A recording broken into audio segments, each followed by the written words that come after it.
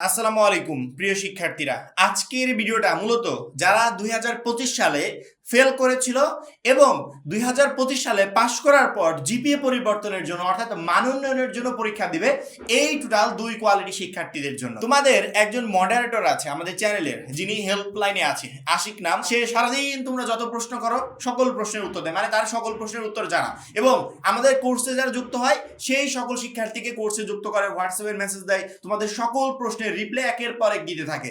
তো আমি একটা বিষয় খেয়াল করলাম, আজ কয়েকদিন যাবত সব থেকে বেশি পরিমাণে প্রশ্ন আসছে যে বিষয়টা নিয়ে, সেটা হচ্ছে মানোন্নয়ন পরীক্ষা যারা দিবে তারা কোন সিলেবাসে পরীক্ষা দিবে, শর্ট সিলেবাস নাকি লং সিলেবাস। এই ভিডিওটা বানানোর একটু আগে একটা শিক্ষার্থী আমাকে মেসেজ করেছে যে ভাইয়া, আমাদের কলেজ থেকে বলছে শর্ট সিলেবাসে হবে, বোর্ড বলছে ফুল সিলেবাসে হবে, তাহলে কোন সিলেবাসে পরীক্ষা দিব। যাই হোক, সে একটা মিস ইনফরমেশন পেয়েছে আর কি। পরবর্তীতে আবার যারা 2025 সালে ফেল করেছিল এই শিক্ষার্থীরা বারবার করে প্রশ্ন করছে আমাদের কোন সিলেবাসে পরীক্ষা হবে। মানে এই সিলেবাস নিয়ে এই মানোন্নয়ন শিক্ষার্থী এবং ফেল করা শিক্ষার্থীদের এত পরিমাণে প্রশ্ন, ফাইনালি একটা ভিডিও বানাতে বাধ্য হলাম। যদিও এই বিষয়ে আগেও আপডেট দিয়েছি, তারপরে আমাকে ভিডিও বানাতে এখন হবে। কারণ কি, পরীক্ষার শেষ মুহূর্তে যদি এইগুলো নিয়ে কনফিউশন থাকে, সেক্ষেত্রে প্রিপারেশনে যে বিশাল রকমের একটা ঘাটতি পড়বে, এইটা টোটালি নিশ্চিত। আমার মনে হয় আজকের পর থেকে আর কারো এই বিষয়ে কোনো কনফিউশন থাকবে না। প্রত্যেকটা শিক্ষার্থী যেই ভুলের কারণে 25 সালে খারাপ রেজাল্ট করেছিল, সেই ভুলটা ইনশাল্লাহ 26 সালে হবে না। এবং তার আগে প্রত্যেকটা শিক্ষার্থীকে বলি, যারা এখনো আমাদের টার্গেটেড প্লাস কোর্সে যুক্ত হও নাই, খুবই দ্রুত যুক্ত হয়ে যাবে। কারণ কি, আমাদের এই কোর্সটাই তোমাকে 25 সালের ভুলগুলোকে সংশোধন করিয়ে দিয়ে 26 সালে প্রত্যেকটা সাবজেক্টে এ প্লাস প্রিপারেশন নিতে প্রচন্ড পরিমাণে হেল্প করবে।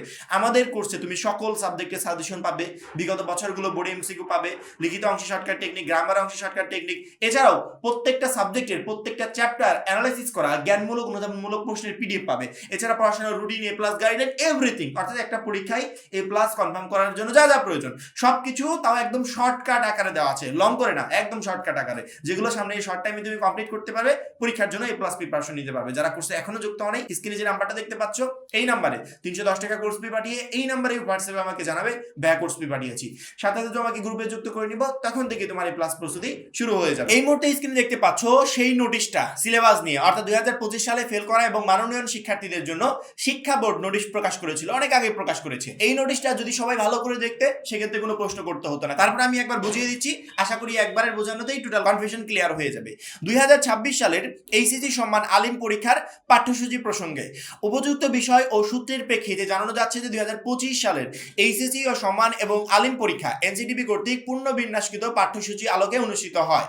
যে সকল পরীক্ষার্থী 2026 সালের এইচএসসি সম্মান পরীক্ষা এবং আলিম পরীক্ষায় অনিয়মিত অনিয়মিত অর্থাৎ ফেল করেছিল, সেই সমস্ত শিক্ষার্থীরা, মানোন্নয়ন অর্থাৎ জিপিএ পরিবর্তনের জন্য যারা পরীক্ষা দিবে, এই সমস্ত শিক্ষার্থীরা মানোন্নয়ন হিসেবে অংশগ্রহণ করবে, তাদের পরীক্ষা 2025 সালের এইচএসসি সম্মান এবং আলিম পরীক্ষার জন্য ইতিপূর্বে এনসিটিবি কর্তৃক প্রেরিত পূর্ণ বিন্যাসকৃত পাঠ্যসূচির আলোকে অনুষ্ঠিত হবে। বুঝতে পেরেছো?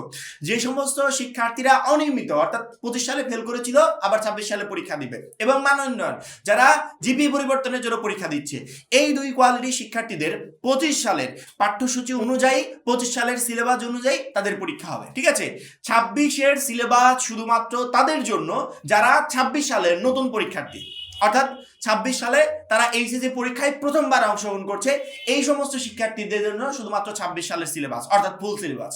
আর যারা বিগত বছরের পরীক্ষার্থী ছিল, অর্থাৎ মানোন্নয়ন এবং ফেল করা শিক্ষার্থী, এই টোটাল শিক্ষার্থীদের 25 সালের সিলেবাস অনুসারে পরীক্ষা হবে, অর্থাৎ শর্ট সিলেবাস। আমার মনে হয় এর থেকে আর বেটার ভাবে বোঝানোর মতো কিছু নাই। আর এই প্রশ্নের উত্তরটাই আমরা আসলে বুঝতে যাচ্ছি না।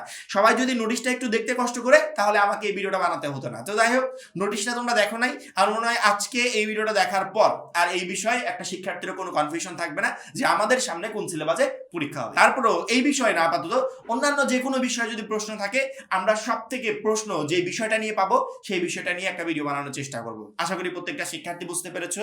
যারা এখনো আমাদের এইচএসসি 26 টার্গেটেড প্লাস কোর্সে যুক্ত হও নাই, খুবই দ্রুত যুক্ত হয়ে যাবে।